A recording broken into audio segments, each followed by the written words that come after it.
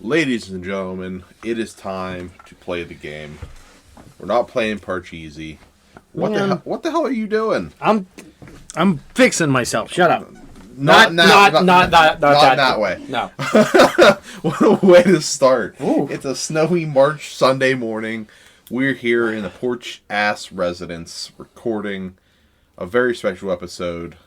Jeremy's probably favorite episode so far of Porch Asses. I am Morgan. I'm Jeremy. And today we're talking about the retirement of England competition of Paul Levesque, also known as Triple H, also known as Hunter Hearst Helmsley, also known as one of the greatest wrestlers of all time, and Jeremy's probably top two favorite wrestlers of all time. Yep, him and Ric Flair. Which kind of go hand in hand, which I'm sure we're going to talk about. Oh, yeah, we'll get to that. Within the next probably half an hour or so. Where do you want to start? Do we start at the beginning? Is this going to be like that YouTube video? What YouTube video? Of like the 20-minute YouTube video about Triple H? And like like that TikTok I sent you the other day? Yes. Yes, exactly. You might want to go first because I really don't know the beginnings of Triple H. Well, Triple H started in WCW as the stupidest fucking name in the world. Terrorizing. Google it. He had like 80s hair. It was amazing. I've never seen it. Oh my God. Go ahead. Keep talking. It's fantastic. And he was basically a jobber and a mid-carder for the couple of months, maybe a year or so he was in WCW. And then once that happened, he made his way to the WWE. And they kind of saw him as a, what do we want to say, an aristocrat kind of the rich thing. White guy. Yeah. I may have just tweeted a picture of terrorizing at you. Oh, dear God. Yep, there it is. I really didn't get to know Triple H. I didn't know the WCW days that all because I was very, very, very, very young. I know the the WWF era of Hunter Hearst Helmsley, the rich aristocrat, not winning a lot of matches, kind of jobber kind of guy early on. Yeah, early on, yeah. And then he picked up the Intercontinental title in, I believe, the early 90s, and it was just kind of like a slow progression from there. He was a heel at the time, correct? Yes. Okay. Yes. Well, I guess they would probably put him as a heel as the rich white guy, and better than everybody else. From Greenwich, Connecticut. Yes. Go ahead. And then after that, it was kind of like... all full speed ahead? Yeah, it was full speed. It was just like the Rockets, let's go. Vince saw something in him and thought that this was a guy that we're going to just mold into something different. And then that's when he hooked up with Sean and Kevin and Scott. Rip. And X-Pac. Rick Rude. And the Clique was formed. Are we allowed to talk about that? Are we allowed to talk about that night in Madison Square Garden? I wasn't going to go there, okay. But... well, I kind of was, but... the Clique was formed, and they were backstage politics for the WWE at that time, because that was the that was the mid-90s when Hogan was in WCW pulling his political card. So they were the high rising, got everything they wanted guys. Yeah, to a point. Shawn was champion. Shawn was Intercontinental champion, then he became WWE champion, and then Hall and Nash really weren't tag champs. They were just kind of doing their own thing separately. And then they left for WCW. Yep, and they jumped ship. And then the infamous night of Madison Square Garden. Mm-hmm. Was it inside a steel cage? Yeah. Inside a steel cage is Michaels and Hunter versus Nash and Hall. I feel weird calling them Nash and Hall. It's Hall and Nash. Yeah. That just weird came out of my mouth.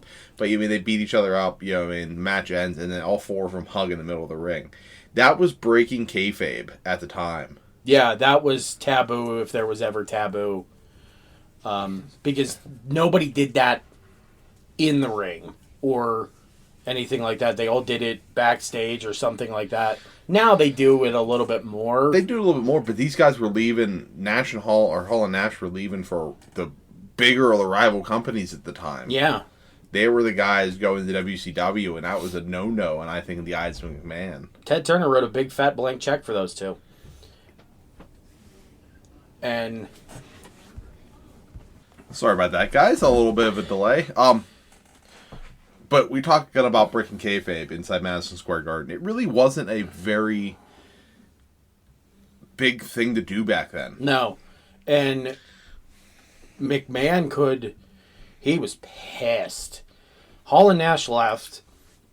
Shawn was the champion. Nobody could literally quote unquote touch him.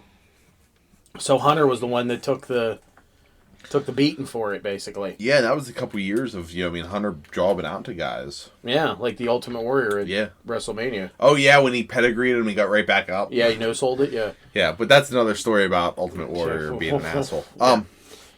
But then we go kind of a few years down the line, WCW, WWF are still fighting. It's the Monday Night Wars. The Attitude Era begins.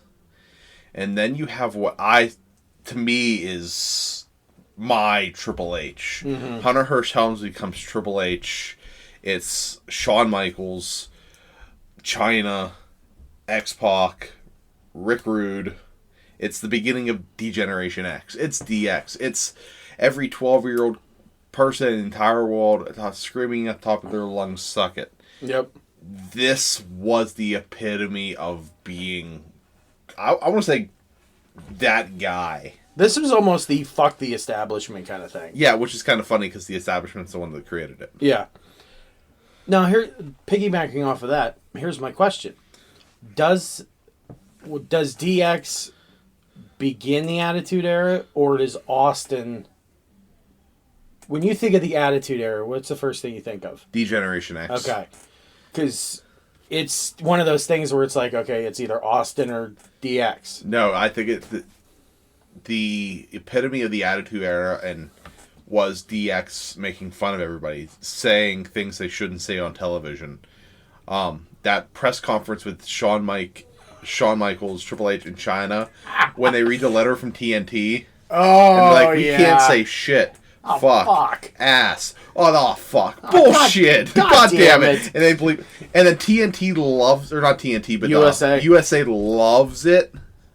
And that to me is like, it's all gung ho from there. Yeah. Let's go. Remember the night they stormed WCW? On like the land tank? On the Jeep? In the Jeep? Yeah. Because they were in Atlanta the same night as Nitro. But what we're going on here is Triple H, his in-ring career is done. And we're looking like a kind of a retrospective back. Yeah. From WCW to DX, okay? Mm-hmm. What's your number one main match, moment, time of Hunter? That DX time was fun. Like, that was just fun all around. Yes. I remember the night that it was like a Christmas episode and they were in the Manhattan Center. And it was almost like the finger poke of doom before the finger poke of doom. It was Shawn versus Hunter for the Intercontinental, or for the European title.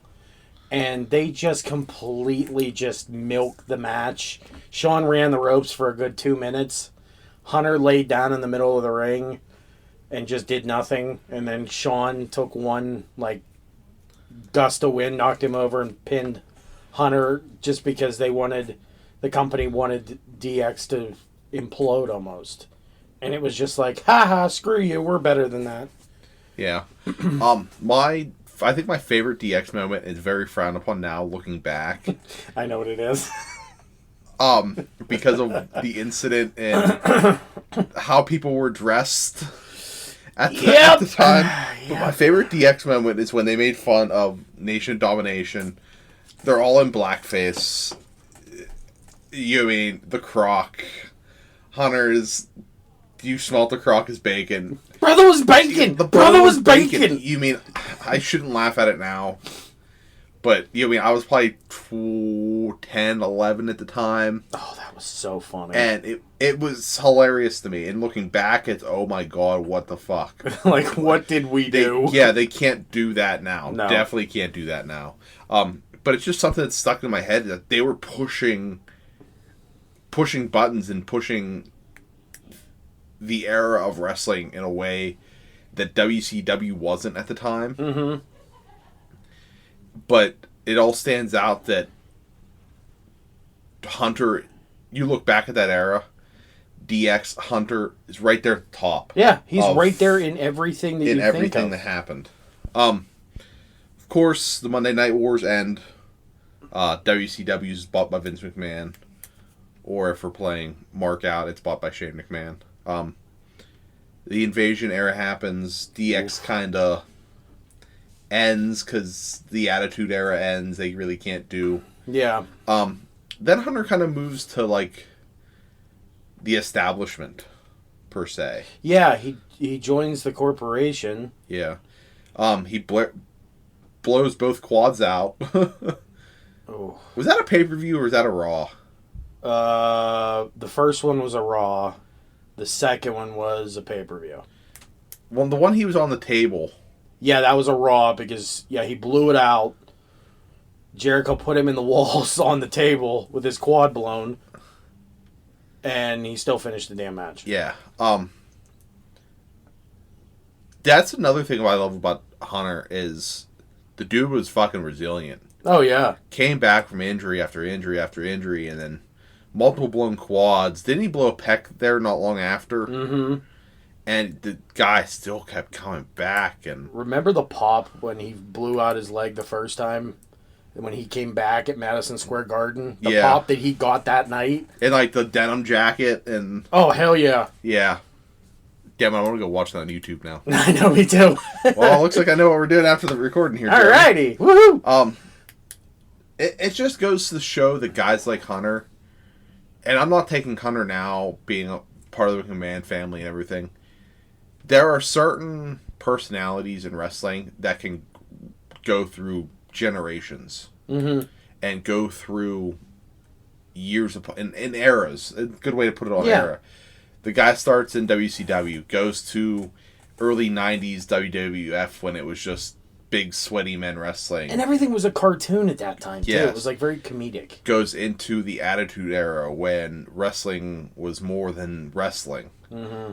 And then you go into the sports entertainment era and the corporation era and him being... obviously, we're going to talk about this more because I think it's one of the most important storylines of all time here in a little bit. You want to say... There's not many guys that can survive, 30 years of wrestling? Yeah, pretty much. You could say Austin, Hogan, Triple H, Cena. Yeah. Sting, I would put up there. But if you look at it too, like those, like there's a wrestler for each era that we speak of. Yeah. That has. And I'm putting Hunter right there in.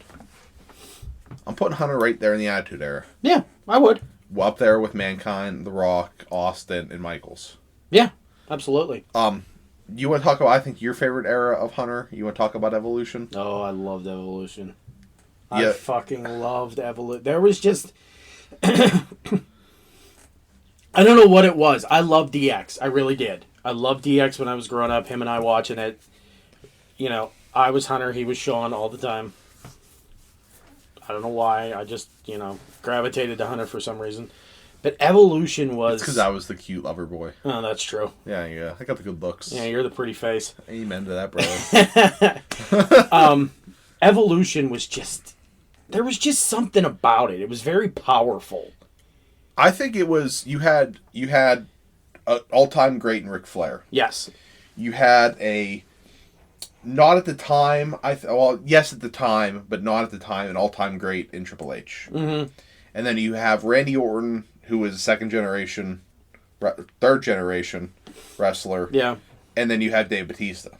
Who was green as the day was long Yes. when they brought him in. And you had these... Who's the guy that wasn't supposed to be Bautista? Mark Jindrak. Mark Jindrak, If that's you go right. on YouTube, You can find the original Evolution promo video that instead of Batista, it's Mark Jindrak.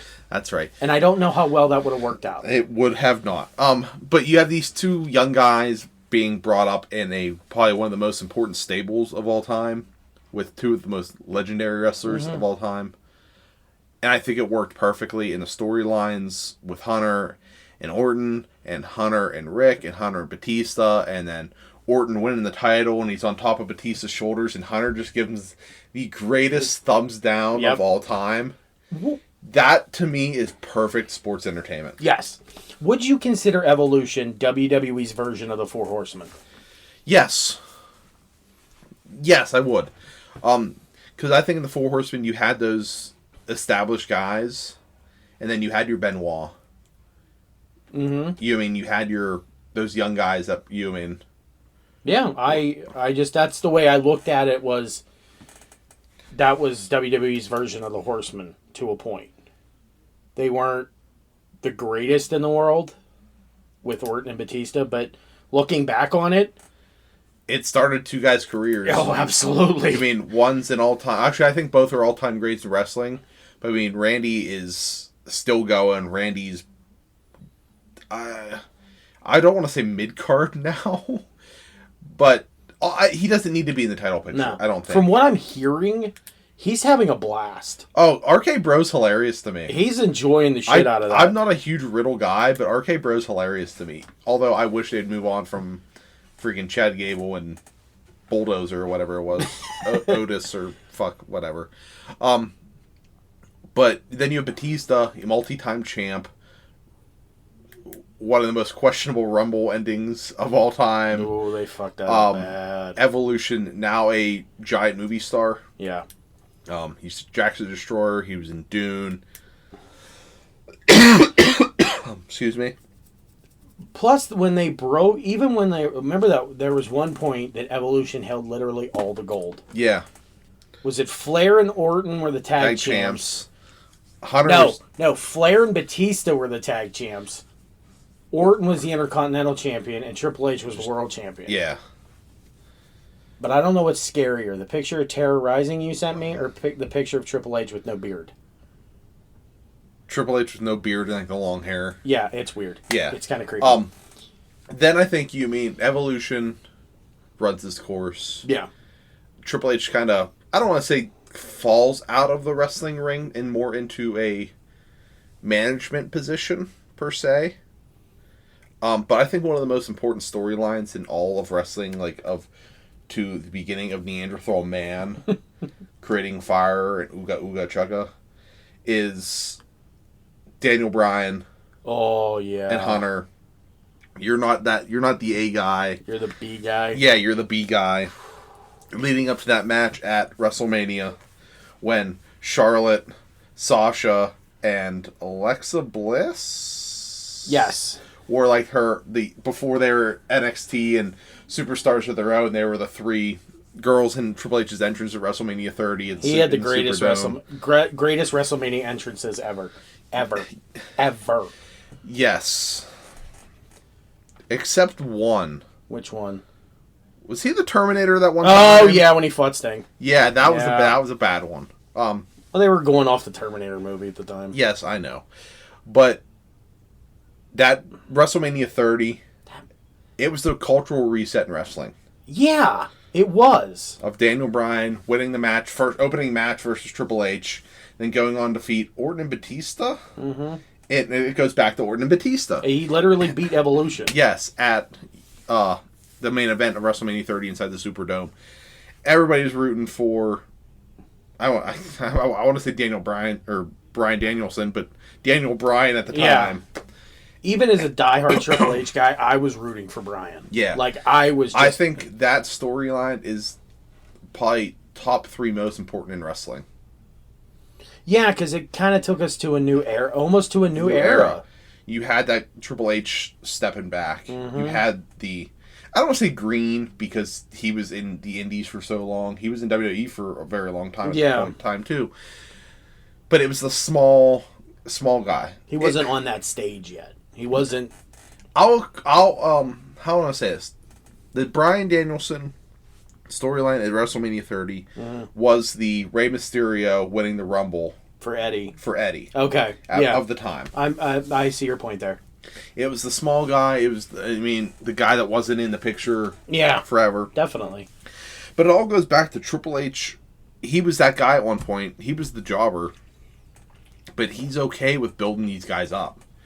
And there's building these guys up is where I want to go into next is NXT. Fuck you, Hogan. He put guys over. Yes. Hunter put guys over that the older guys didn't. Yep. Ultimate Warrior.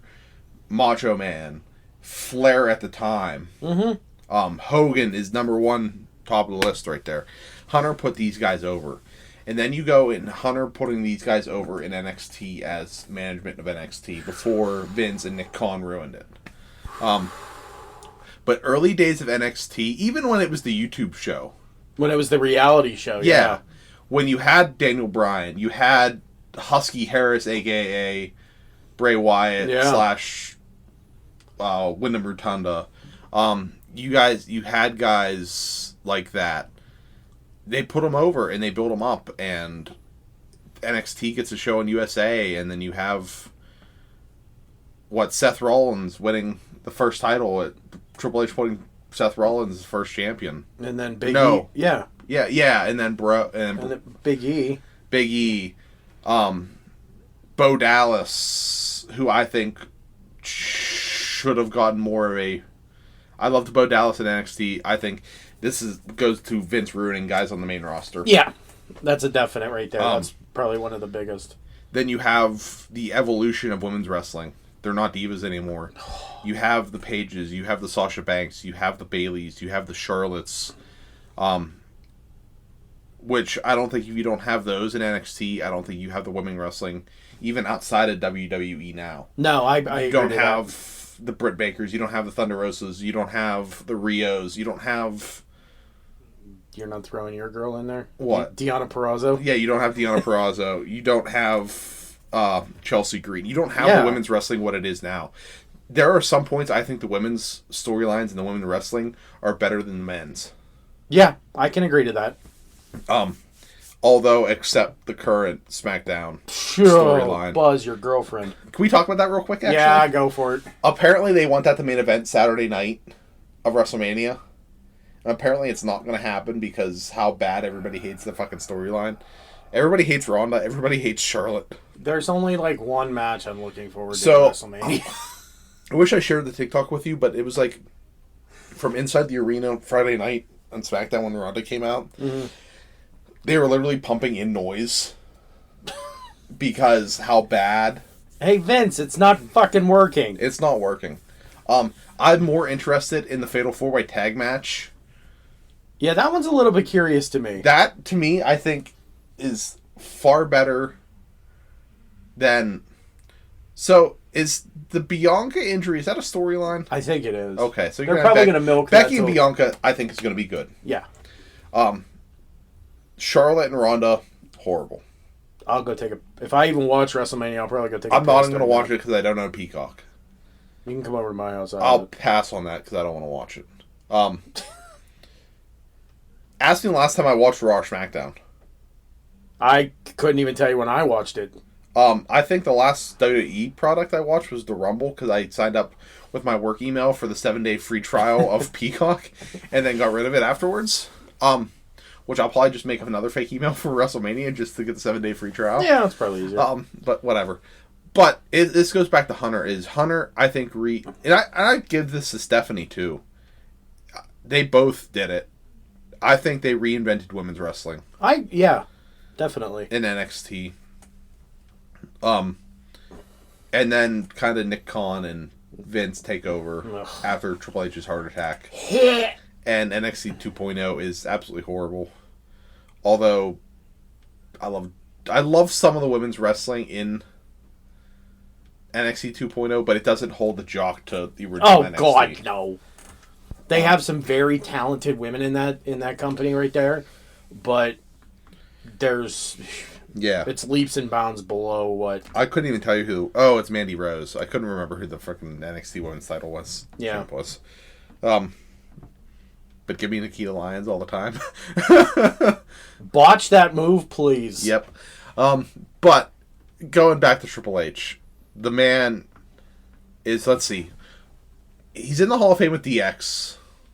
Is he in the Hall of Fame by himself? No. Okay, so he's going to get in with by himself, obviously. Yeah. Probably, I'm going to say next year. Obviously, this year the big name is Taker. I got 2 questions here. Suck it. Oh, wait. 2 questions, not 2 words. See Sorry. what I did there? Yeah. Okay, we'll start with this one. Greatest Triple H match you've ever watched? Him and Daniel Bryan at WrestleMania 30. Whoa, that's pretty good. Yours? Mine, him and Mick Foley, Royal Rumble 2000, Madison Square Garden. Yes. Okay. Okay. Daniel Bryan and Triple H is second to that. What's your second question? Greatest Triple H rival? Ooh, great. Ooh.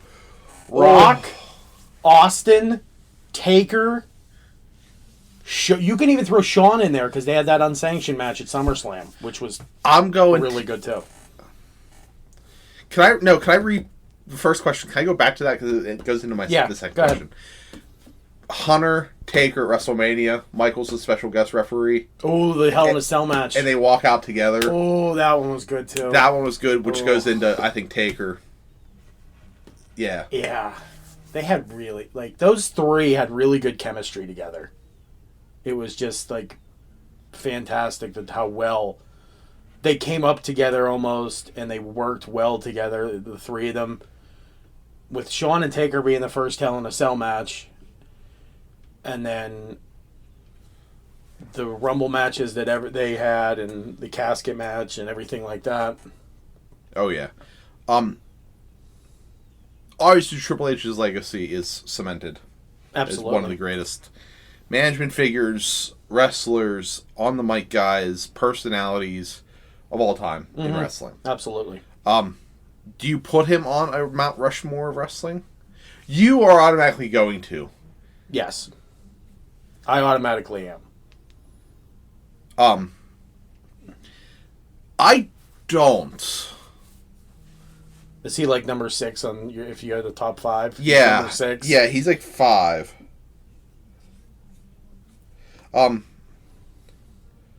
It goes back to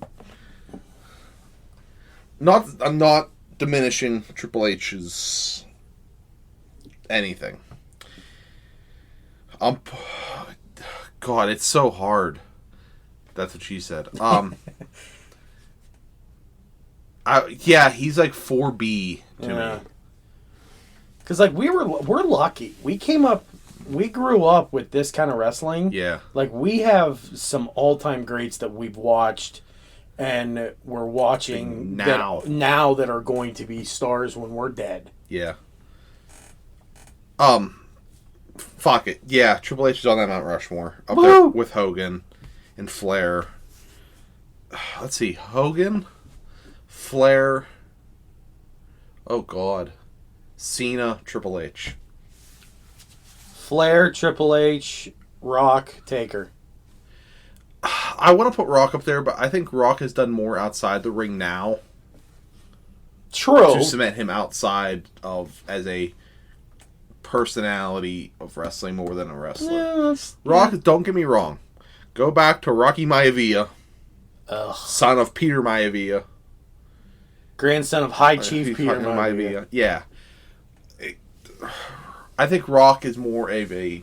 Now, 5 years ago, I'm putting Rock there.